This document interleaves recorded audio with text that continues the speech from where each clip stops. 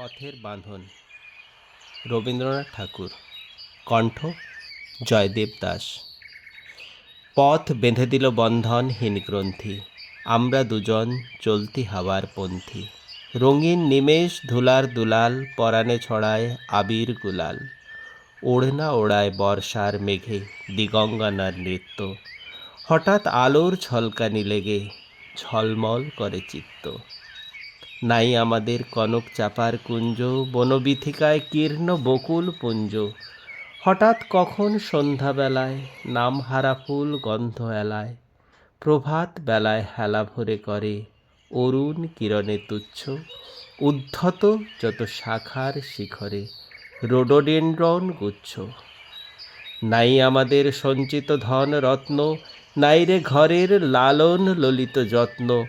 পথপাশে পাখি পুচ্ছ নাচায়, বন্ধন তারে করি না খাঁচায়। ডানা মেলে দেয়া মুক্তি প্রিয়ের কুজনে দুজন তৃপ্ত। আমরা চকিত অভাবনীয়ের কচিত কিরণে দীপ্ত।